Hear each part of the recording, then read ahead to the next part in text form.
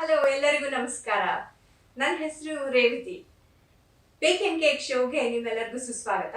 ಇವತ್ತು ನಾವು chocolate cake ಬೇಕ್ ಮಾಡೋದು ಹೇಗೆ ಅಂತ ತಿಳ್ಕೊಳ್ಳೋಣ ಬನ್ನಿ.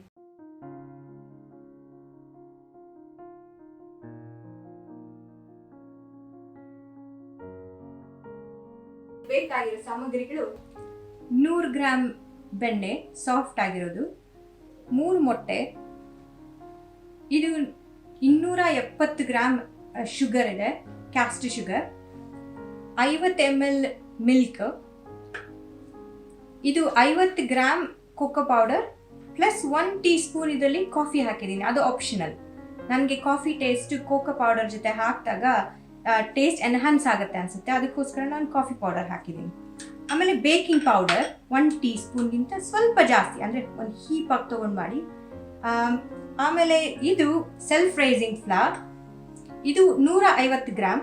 ಆಮೇಲೆ ಸ್ವಲ್ಪ ಉಪ್ಪು. ಕೋಕೋ ಪೌಡರ್ನ ಇದನ್ನ ಬಿಸಿನೀರಲ್ಲಿ ಕಲಸ್ಲಿಕ್ಕೋಸ್ಕರ ಬಾಯ್ಲಿಂಗ್ ವಾಟರ್ ತಗೊಂಡಿದ್ದೀನಿ. ಇದು 6 ಚಮಚ.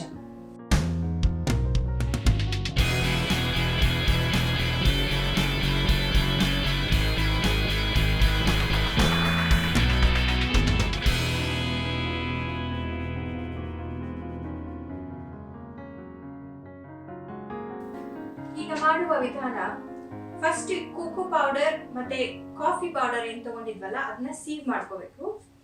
ಸೀವ್ ಮಾಡ್ಕೊಳ್ಳೋದು ಯಾಕೆ ಅಂತಂದ್ರೆ ಅದರಲ್ಲಿ ಏರ್ ಚೆನ್ನಾಗಿ ಹೋಗುತ್ತೆ, ಸೊ ಕೇಕ್ ತುಂಬಾ ಲೈಟ್ ಆಗಿ ಬರುತ್ತೆ. ಸೊ ನೀವು ಏನೇ ಕೇಕ್ ಮಾಡ್ಬೇಕಾದ್ರೂ ಅದನ್ನ ಸೀವ್ ಮಾಡ್ಕೊಂಡು ಮಾಡಿದ್ರೆ it gives A good texture. So first cocoa powder ಮತ್ತೆ ಕಾಫಿ ಪೌಡರ್ ಸೀವ್ ಆಯ್ತು. ಈಗ ಅದಕ್ಕೆ ನಾನು ಹೇಳ್ದಂಗೆ ಬಿಸಿನೀರು ಹಾಕೋಬೇಕು. 6 ಚಮಚ ಹೇಳಿದ ಪ್ರಕಾರ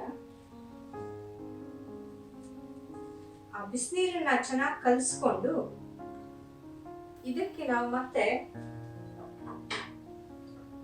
ಬೆಣ್ಣೆ ಹಾಕೊಳ್ಳೋಣ.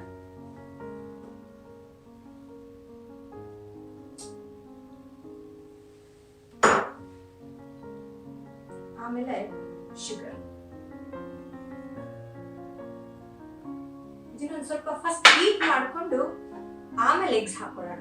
ಯಾಕಂದ್ರೆ ನಾವು ಬಿಸಿನೀರು ಹಾಕ್ತೀವಿ, ಬಿಸಿನೀರು ಹಾಕಿದಾಗ ಮೊಟ್ಟೆ ಜೊತೆಗೆ ಹೊಡೆದ್ರೆ ಸ್ಕ್ರಾಂಬಲ್ಡ್ ಎಗ್ ಆಗಿರುತ್ತೆ. ಸೊ ಇದು ಬೀಟ್ ಮಾಡ್ತಾ ತಣ್ಣಗಾಗಿದೆ, ನೀರು ಕೋಕೋ ಪೌಡರ್ ಇದೆ, ಜೊತೆಗೆ ಇದು 3 ಎಗ್ಸ್.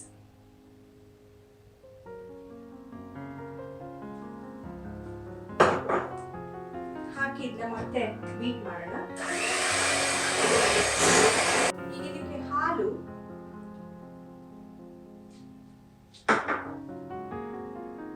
ಮತ್ತೆ ನಾವು ಸೆಲ್ಫ್ ರೈಸಿಂಗ್ ಫ್ಲವರ್ ತಗೊಂಡಿದ್ವಲ್ಲ ಅದಕ್ಕೆ ಉಪ್ಪು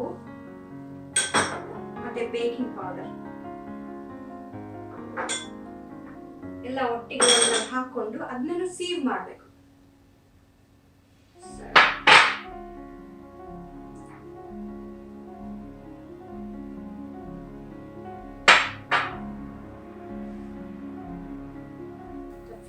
ಸೀವ್ ಮಾಡಿದ್ಮೇಲೆ ಮತ್ತೆ ಎಲ್ಲಾನು ಕಂಬೈನ್ ಮಾಡಲಿಕ್ಕೆ ಈ ಎಲ್ಲ ಹಾಕಿ ಬೀಟ್ ಮಾಡಿದ್ಮೇಲೆ ಈ ಕನ್ಸಿಸ್ಟೆನ್ಸಿನಲ್ಲಿ ಇರಬೇಕು. ತುಂಬಾ ರನ್ನಿ ಇದೆ, ಬಟ್ ಆಕ್ಚುಲಿ ಬೇಕ್ ಮಾಡಿದ್ಮೇಲೆ ಚೆನ್ನಾಗಿರುತ್ತೆ. ಅದನ್ನ ಕೇಕ್ ಟಿನ್ ಅಲ್ಲಿ ಈ ತರ ಎಲ್ಲ ಹಾಕೊಂಡು ಟಿನ್ ಅಲ್ಲಿ ಹಾಕಿದ್ಮೇಲೆ ಏರ್ ಬಬಲ್ಸ್ ಒಳಗಡೆ ಇರುತ್ತೆ, ಪ್ಲಸ್ ಅನ್ಇವನ್ ಇರುತ್ತೆ. ಅದು ಬೇಕ್ ಮಾಡಿದಾಗ ಒಂದೊಂದ್ಸಲ ಡೋಮ್ ಶೇಪಲ್ಲಿ ಆಗೋದು ಅಥವಾ ಈ ಕಡೆ ಸಣ್ಣಕ್ಕೆ ಈ ಕಡೆ ದಪ್ಪಗಾಗೋದಾಗೋದು ಎಲ್ಲ ಆಗುತ್ತೆ. ಸೊ ಹಾಗಾಗಿ ಇದನ್ನ ಒಂದ್ಸಲ ಮಾಡಿದ್ಮೇಲೆ ಕುಟ್ಟಬೇಕು. ಕುಟ್ಟಿದಾಗ ಅದು ಏರ್ ಬಬಲ್ಸ್ ಎಲ್ಲ ಪಾಪ್ ಆಗಿ ಇಟ್ ಬಿಕಮ್ಸ್ ಈವನ್. ಸೊ ಈ ಥರ ಮಾಡಬೇಕು. ಇದು 180 ಡಿಗ್ರೀಸ್ ಅಲ್ಲಿ ಇಟ್ಟು ಮಿನಿಮಮ್ 35 ನಿಮಿಷ ಇಡಬೇಕು. 35 ನಿಮಿಷ ಆದ್ಮೇಲೆ ಅದು ಸ್ಕ್ಯೂರ್ ಅಲ್ಲಿ ಇಟ್ಟು ನೋಡ್ಬೇಕು. ಅದು ಫುಲ್ ಬೇಕ್ ಆಗಿದೆ ಅಂತಂದ್ರೆ ಸ್ಕ್ಯೂರ್ ಅಲ್ಲಿ ಏನು ಹತ್ತಿರಬಾರ್ದು. ಸೊ ಅದು ಫುಲ್ ಬೇಕ್ ಆಗಿದೆ ಅಂದ್ಮೇಲೆ ಅದನ್ನ ತೆಗೆದು ಆರಕ್ಕಿಟ್ಟು ಆಮೇಲೆ ಡೆಕೋರೇಟ್ ಮಾಡಿ. ಈಗ ಬೇಕಾಗ್ತಾ ಇರೋ ಸಮಯದಲ್ಲಿ ಈ ಏಪ್ರಿಲ್ ಹಿಂದ್ಲಿನ ಕತೆ ಏನು ಅಂತ ಹೇಳೋಕೆ ಇಷ್ಟಪಡ್ತೀನಿ. ಸೊ ಈ ಏಪ್ರಿಲ್ ನನಗೆ ನನ್ನ ವಾರ್ಡ್ ಸ್ಟಾಫ್, ಅಂದ್ರೆ ನಾನು ವೃತ್ತಿಯಲ್ಲಿ ಡಾಕ್ಟರ್, ಬಟ್ ಹಾಬಿ ಬೇಕಿಂಗ್ ಇಟ್ಕೊಂಡಿದ್ದೀನಿ. ಸೊ ನಾನು ವಾರ್ಡಲ್ಲಿ ಕೆಲಸ ಮಾಡ್ತಿರಬೇಕಾದ್ರೆ ಈ ಕೊರೋನಾ ಟೈಮ್ನಲ್ಲಿ ಎಲ್ಲರಿಗೂ ಹೆದರಿಕೆ, ಕೆಲ್ಸಕ್ಕೆ ಬರೋಕೆ ಬೇಜಾರು, ಬೇಜಾರಿಗಿಂತ ಮೋಸ್ಟ್ಲಿ ಹೆದರಿಕೆ. ಸೊ ಅದು ಮೋಟಿವೇಶನ್ಗೆ ಏನು ಮಾಡ್ಬೋದಿತ್ತು ನಾನು ಅಂತಂದರೆ ಬೇಕ್ ಮಾಡ್ಕೊಂಡು ತೊಗೊಂಡು ಹೋಗೋಣ ಅಂತ. ಅಟ್ಲೀಸ್ಟ್ ಆ ಸ್ಮೈಲ್ ನೋಡಿದ್ರೆ ತುಂಬ ಖುಷಿ ಆಗ್ತಾ ಇತ್ತು ಸ್ಟಾಫ್ ಮುಖದಲ್ಲಿ. ಸೊ ವಾರಕ್ಕೊಂದು 4 ಸಲ ಬೇಕ್ ಮಾಡ್ಕೊಂಡು ಹೋಗ್ತಾ ಇದ್ದೆ. ಅದು ಪೋಸ್ಟ್ ಮುಗಿದು ಮೂವ್ ಆನ್ ಆದಾಗ as a vote of thanks ಈ ಏಪ್ರಿಲ್ ನನಗೆ ಕೊಟ್ಟರು. So it was something that I didn't buy, it was gifted.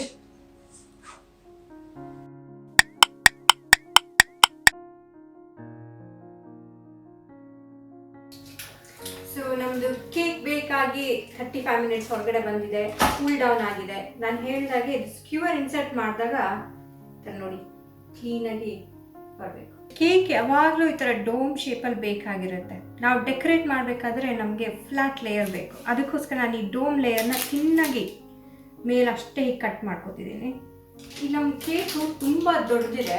ಚಿಕ್ಕದಿತ್ತು ಅಂತಂದರೆ ನಾವು ಯೂಶಲಿ ಚಾಕುನಲ್ಲಿ ಕಟ್ ಮಾಡ್ಬೋದು. ಬಟ್ ಈಗ ದೊಡ್ಡದಿದ್ದಾಗ ಲೆವೆಲ್ಲಾಗಿ ಕಟ್ ಮಾಡಬೇಕು ಅಂದಾಗ ಈ ಥರ ವಯರ್ ಇರೋದು, ಮೆಟಲ್ ವಯರ್ ಇರೋದು ಕಟ್ಟಿಂಗ್ ಟೂಲ್, ಕೇಕ್ ಕಟ್ಟಿಂಗ್ ಟೂಲ್ನ ಉಪಯೋಗಿಸ್ಬೇಕಾಗತ್ತೆ. ಸೊ ನಾನು ತೋರಿಸ್ತೀನಿ ನೋಡಿ ಹೇಗೆ ಅಂತ. ಈಗ ಮೇಲೆ ಇಟ್ಕೊಂಡು ಹೀಗೆ ಸ್ಲೈಡ್ ಮಾಡಬೇಕು. ಮೇಕ್ ಶೋರ್ ಇದು ವರ್ಟಿಕಲ್ ಆಗಿರಲಿ, ಬೆಂಡ್ ಆಗದೆ ಇರಲಿ ಅಂತ. And then just slide your cake underneath. ಇದು ಕೇಕ್ ತುಂಬ ಸಾಫ್ಟ್ ಇರೋದ್ರಿಂದ ಹೀಗೆ ತೆಗೆಯಕ್ಕೆ ಹೋದರೆ ಮುರಿದೋ ಚಾನ್ಸಸ್ ಇರುತ್ತೆ. ಸೊ ಈ ಥರ ಸ್ಪ್ಯಾಚುಲಾ ಥರ ಟೂಲ್ ಸಿಗುತ್ತೆ. ಈ ಥರ ಮಧ್ಯೆ ಕೇಕ್ ಮಧ್ಯೆ ಹಾಕಿ ಹೀಗೆ ತೆಗಿಬೋದು. ಸೊ ಇದು ಫ್ರೂಟ್ ಬೇಸ್ಡ್ ಡೆಕೋರೇಷನ್ ಮಾಡಬೇಕು ಅಂತ ನನಗೆ ಚಾಕ್ಲೇಟ್ ಕೇಕ್ ಮೇಲೆ. ಸೊ ಫ್ರೂಟ್ ಬೇಸ್ಡ್ ಇದ್ದಾಗ ಐಸಿಂಗ್ ಶುಗರ್ಗಿಂತ ಈ ಥರ ಡಬಲ್ ಕ್ರೀಮ್ ಹಾಕಿ ಮಾಡಿದ್ರೆ ಅದು ಟೇಸ್ಟ್ ತುಂಬ ಚೆನ್ನಾಗಿ ಬರುತ್ತೆ. ಇದು ಐಸಿಂಗ್ ಶುಗರ್ಗಿಂತ ಮಾಡೋದು ತುಂಬ ಈಸಿ. ಸೊ ಇದು ಕ್ರೀಮ್ ಹಾಕ್ಕೊಂಡು ನಿಮ್ಮ ಟೇಸ್ಟ್ ಪ್ರಕಾರ ನಿಮ್ಗೆ ಎಷ್ಟು ಸಕ್ಕರೆ ಬೇಕು ಅಷ್ಟೇ ಹಾಕ್ಕೋಬೇಕಾಗತ್ತೆ. ಸೊ ನಾನು ಇದಕ್ಕೆ ಬರೀ 2 ಟೀಸ್ಪೂನ್ಸ್ ಶುಗರ್, ಕ್ಯಾಸ್ಟರ್ ಶುಗರ್ ಹಾಕಿ. ಸೊ ಇದು ಪರ್ಫೆಕ್ಟಾಗಿ ಅಂತಲ್ಲ, ನನಗೆ ಸಕ್ಕರೆ ಕಡಿಮೆ ಇಷ್ಟ, ಯಾಕಂದರೆ ಕೇಕಲ್ಲಿ ಸಕ್ಕರೆ ಇರುತ್ತೆ ಅಂತ. ಸೊ ನಾನು ಬರೀ 2 ಸ್ಪೂನಷ್ಟು ಸಕ್ಕರೆ ಹಾಕೋತಾ ಇದ್ದೀನಿ. ಸೊ ಶುಗರ್ ಹಾಕಿದ್ಮೇಲೆ ಸ್ವಲ್ಪ ಫ್ಲೇವರ್ಗೆ ವೆನಿಲಾ ಎಸೆನ್ಸ್. ಅಗೇನ್ ಇದು ಮೆಷರ್ಮೆಂಟ್ಸ್ ಅಂತ ಏನೂ ಇಲ್ಲ, ಜಸ್ಟ್ 1 ಟೀಸ್ಪೂನ್ ಆಗೋಷ್ಟು ಹಾಕ್ಕೋಬೇಕಷ್ಟೆ. ಸೊ ಶುಗರು ಮತ್ತು ವೆನಿಲಾ ಎಸೆನ್ಸ್ ಹಾಕಿದ್ಮೇಲೆ ಇದನ್ನ ಒಂದು ಸ್ವಲ್ಪ ಬೀಟ್ ಮಾಡ್ಕೋಬೇಕು. ಸೊ ನಾನು ಬೀಟ್ ಮಾಡಿದ್ದು ಈ ಕನ್ಸಿಸ್ಟೆನ್ಸಿನಲ್ಲಿ. ಸೊ ಹಿಂಗೆ ಮಾಡಿದ್ರೆ ಅದು ಪಿಕ್ ಮಾಡೋಕ್ಕೆ ಬರಬೇಕು. ನೋಡಿ ಈಗ ಸ್ಟಿಕ್ ಆಗ್ತಾ ಇದೆ, ಈ ಥರ ಈ ಕನ್ಸಿಸ್ಟೆನ್ಸಿನಲ್ಲಿ.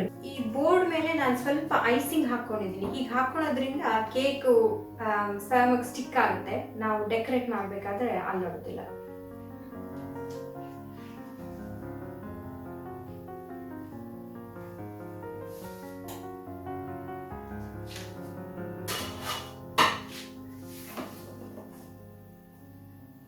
ಸೊ ಈ ಕೇಕ್ ಫಾರ್ಮ್ ಆಗಿ ಬೋರ್ಡ್ ಮೇಲೆ ಕುತ್ಕೊಂಡಿದೆ ಆದಮೇಲೆ ಇದ್ರ ಮಧ್ಯೆ ನಾವೇನು ಡಬಲ್ ಕ್ರೀಮ್ ಮಾಡ್ಕೊಂಡಿದ್ದಲ್ವ, ಸೊ ಅದನ್ನು ಇದ್ರ ಮೇಲೆ ಸ್ಪ್ರೆಡ್ ಮಾಡ್ಕೊಳ್ಳೋಣ.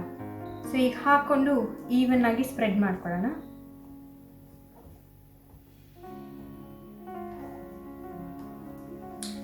ಸೊ ಈ ಕೇಕ್ ಮಧ್ಯೆ ಸ್ಪ್ರೆಡ್ ಮಾಡ್ಕೊಂಡಿದ್ದೀವಿ. ಬಟ್ ಇದು ಐಸಿಂಗ್ ನಾವು ಹಾಕಬೇಕಾದ್ರೆ ಈ ಡಬಲ್ ಕ್ರೀಮ್ನ ನಾವು ಫುಲ್ ಕವರ್ ಮಾಡೋದಿಲ್ಲ ಸೈಡಲ್ಲಿ.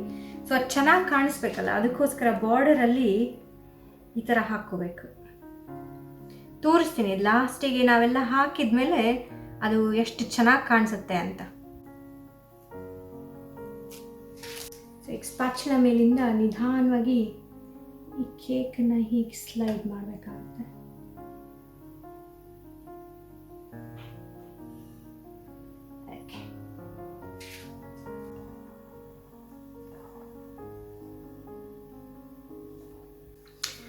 ಸೊ ನಾವು ಐಸಿಂಗ್ ಹಾಕ್ಮೇಲೆ ಇಲ್ಲಿ ನೋಡಿ ಈ ಥರ ಡಿಸೈನ್ ಕಾಣಿಸುತ್ತೆ. ಸೊ ನಾವು ಯಾಕಂದರೆ ಇದು ಫುಲ್ ಕವರ್ ಮಾಡಲ್ಲ ಸೈಡಲ್ಲಿ, ಇದು ಮೇಲೆ ಅಷ್ಟೇ ಐಸಿಂಗ್ ಹಾಕ್ತೀವಿ ನಾವು.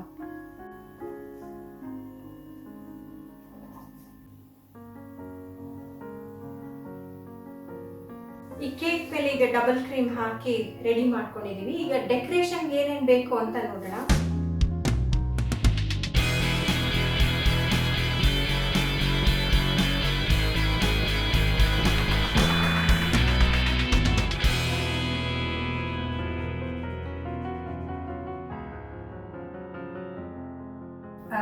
ಬ್ಲೂಬೆರೀಸ್, ಬ್ಲ್ಯಾಕ್ ಬೆರೀಸ್ ಇದೆ, ಒಂದು 4 ಸ್ಟ್ರಾಬೆರೀಸು, ಚೆರೀಸ್.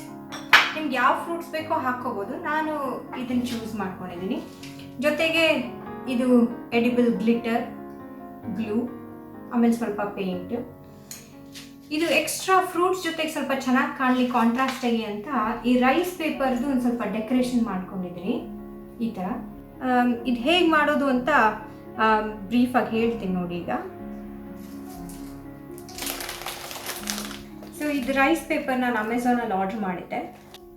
ಈ ಥರ ಎಡಿಬಲ್ ಪೆನ್ನಲ್ಲಿ ಮಾರ್ಕ್ ಮಾಡಿಕೊಂಡು ಈ ಥರ ರೌಂಡಾಗಿ ಕಟ್ ಮಾಡ್ಕೊಂಡಿದ್ದೀನಿ. ಇದನ್ನು ನೀವು ಯಾವುದೇ ಫ್ಲವರ್ ಶೇಪಲ್ಲಿ ಮಾಡ್ಕೋಬೋದು. ಸೊ ಇದು ನಿಮ್ಗೆ ಬೇಕಾಗಿರೋ ಶೇಪಲ್ಲಿ ಕಟ್ ಮಾಡ್ಕೋಬೇಕು. ಈಗ ನಾನು ಹೀಗೆ ರೌಂಡಾಗಿರೋದು ತೋರಿಸ್ತಾ ಇದ್ದೀನಿ. ಇದನ್ನು ಹಸಿ ಮಾಡ್ಕೋಬೇಕು ಫಸ್ಟ್ ನೀರಲ್ಲಿ.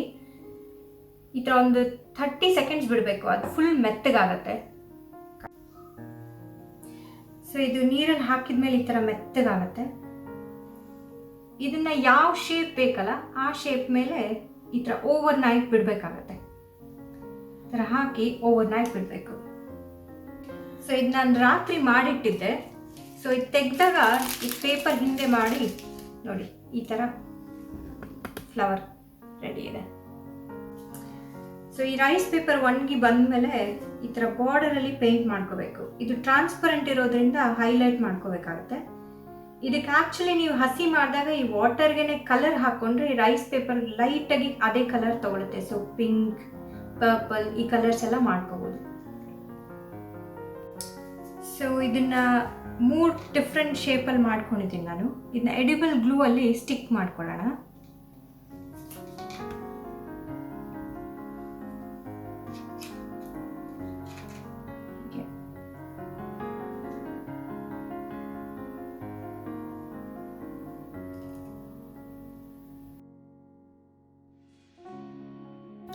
ಈ ಫ್ರೂಟ್ಸ್ನ ಹಾಗೇನೂ ಇಡ್ಬೋದು, ಬಟ್ ಇನ್ನೂ ಒಂದು ಸ್ವಲ್ಪ ಫ್ಯಾನ್ಸಿಯಾಗಿ ಡೆಕೋರೇಷನ್ ಮಾಡಲಿಕ್ಕೆ ನಾನು ಈ ಫ್ರೂಟ್ಸ್ ಮೇಲೆ ಸ್ವಲ್ಪ ಈ ಎಡಿಬಲ್ ಗ್ಲಿಟರ್ ಹಾಕ್ತಾ ಇದ್ದೀನಿ. ಇದು ನನ್ನ ಪರ್ಸ್ನಲ್ ಚಾಯ್ಸ್, ಯಾಕಂದರೆ ನನಗೆ ಗ್ಲಿಟರ್ ಅಂದರೆ ತುಂಬ ಇಷ್ಟ.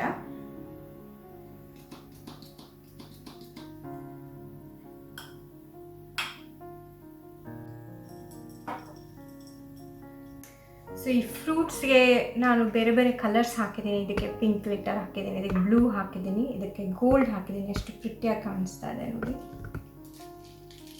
ಇದು ಕೇಕ್ ದೊಡ್ಡದಾಗಿರೋದ್ರಿಂದ you will have to plan ಯಾವ ಥರ ಡೆಕೋರೇಟ್ ಮಾಡ್ಬೋದು ಅಂತ. ಬೇಕು ಅಂತಂದರೆ ಬಾರ್ಡರಲ್ಲಿ ಡೆಕೋರೇಟ್ ಮಾಡ್ಬೋದು, ಅಥವಾ ಈ ಡಯಾಗ್ನಲಲ್ಲಿ. ನನಗೆ ಹಾಫ್ ಮೂನ್ ಶೇಪ್ಡಲ್ಲಿ ಡೆಕೋರೇಟ್ ಮಾಡಬೇಕು ಅಂತ ಅನಿಸ್ತಾ ಇದೆ. ಸೊ ಮಾಡಿ ನೋಡೋಣ ಹೇಗೆ ಅನಿಸುತ್ತೆ ಅಂತ. ಸೊ ಹಾಫ್ ಮೂನ್ ಶೇಪ್ನಲ್ಲಿ ಎಲ್ಲಿ ಫ್ರೂಟ್ಸ್ ಹಾಕಬೇಕಲ್ಲ ಅಲ್ಲಿ ನಾನು ಸ್ವಲ್ಪ ಈ ಥರ ಐಸಿಂಗ್ ಹಾಕೋತೀನಿ.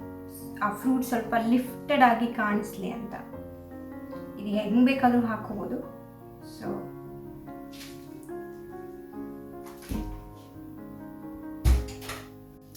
ಸೊ ಈ ದೊಡ್ಡ ಫ್ಲವರ್ನ ನಾನು ಇಲ್ಲಿ ಜೋಡಿಸ್ತಾ ಇದ್ದೀನಿ ಎಂಡಲ್ಲಿ.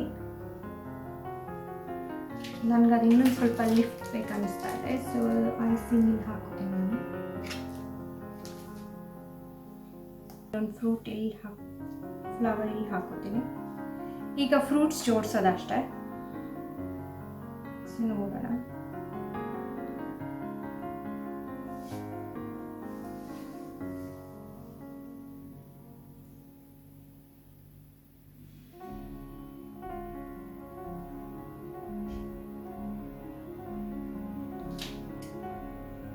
ಬ್ಲ್ಯಾಕ್ ಬೆರೀಸ್ ಗ್ಲಿಟರ್ ಹಾಕಿರೋದ್ರಿಂದ ಇದು ಕಾಂಟ್ರಾಸ್ಟ್ ತುಂಬ ಚೆನ್ನಾಗಿ ಕಾಣಿಸುತ್ತೆ ನೋಡಿ.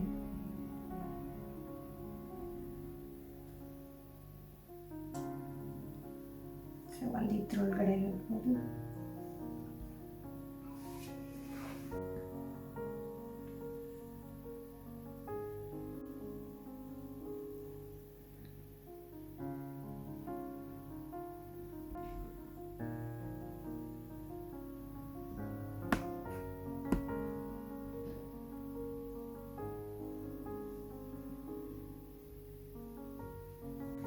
ಸೊ ಫ್ರೂಟ್ಸ್ ಹಾಕಿದ್ಮೇಲೆ ಈ ಥರ ಬೀಡ್ಸ್ ಸಿಗುತ್ತೆ. ನಾನು ಇವಾಗ ಇದು ವೈಟ್ ಮತ್ತು ಗೋಲ್ಡ್ ಬೀಡ್ಸ್ ಇಟ್ಕೊಂಡಿದ್ದೀನಿ. ಯಾಕಂತಂದರೆ ನಮ್ಮದು ಥೀಮ್ ವೈಟ್ ಆ್ಯಂಡ್ ಗೋಲ್ಡ್ ಇದೆ, ಅದರ್ ದ್ಯಾನ್ ಫ್ರೂಟ್ಸ್. ಅದಕ್ಕೆ ಸೊ ಇದು ವೈಟ್ ಬೀಡ್ಸ್ಗೆ ನಾನು ಸ್ವಲ್ಪ ಗೋಲ್ಡ್ ಪೇಂಟ್ ಹಾಕ್ಕೊಂಡು ಇಷ್ಟಕ್ಕಷ್ಟೇ ರೆಡಿ ಮಾಡ್ಕೊಂಡಿದ್ದೀನಿ ಇದಕ್ಕೆ ಹಾಕೋಕ್ಕೆ. ಸೊ ಇದು ರ್ಯಾಂಡಮ್ ಆಗಿ ಹಾಕಿದರೆ ಸಾಕು. Doesn't have to be perfect. ಇದೆಲ್ಲ ನಾ ಹೇಳ್ದಂಗೆ again they are all edible beads ಅದು. ಸೊ ಇದು ಲಾಸ್ಟ್ ಫಿನಿಶಿಂಗ್ಗೆ ಇದು ಐಸಿಂಗ್ ಏನು ಉಳ್ಕೊಂಡಿದೆ ಅಲ್ಲ ಅದ್ರದ್ದು ಈ ಥರ ಪೀಕ್ಸ್ ಥರ ಎನ್ಹಾನ್ಸ್ ಮಾಡಲಿಕ್ಕೆ ಸ್ವಲ್ಪ ವೈಟ್ ಇರೋದು, ಆಮೇಲೆ ಕವರ್ ಮಾಡಲಿಕ್ಕೆ ಅದದು ಗ್ಯಾಪ್ಸ್ ಇರೋದು.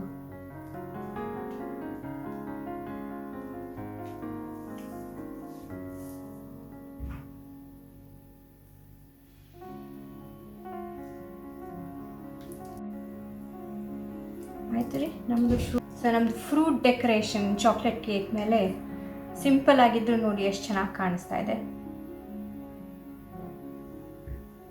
ಇದು ಹಾಫ್ ಇರೋದ್ರಿಂದ ಇದು ಇನ್ನೂ ಇಂಪ್ಯಾಕ್ಟ್ ತುಂಬ ಕೊಡ್ತಾ ಇದೆ. ನೀವೇನಾದರೂ ಹೆಸರು ಬರಿಬೇಕು, ಏನಾದರೂ ಮೆಸೇಜ್ ಕೊಡಬೇಕು ಅಂದರೆ ಈ ಸೈಡಲ್ಲಿ ಬರಿಬೋದು. ಸೊ ವೀಕ್ಷಕರ ಈಗ ನೋಡಿದ್ರಲ್ಲ, ಈಗ ಸಿಂಪಲ್ ಆಗಿರೋ ಈ ಚಾಕ್ಲೇಟ್ ಕೇಕ್ನ ಈ ಫ್ರೂಟ್ಸಲ್ಲಿ ಎಷ್ಟು ಅದ್ಭುತವಾಗಿ ಡೆಕೋರೇಷನ್ ಮಾಡಿದ್ದೀವಿ ಅಂತ. ಸೊ ಮುಂದಿನ ಸಂಚಿಕೆಯಲ್ಲಿ ಇದೇ ಥರ ಈಸಿ ಆಗಿರೋ ಡೆಕೋರೇಷನ್ ಟಿಪ್ಸ್ ಇಟ್ಕೊಂಡು ಮತ್ತೆ ಭೇಟಿ ಆಗೋಣ.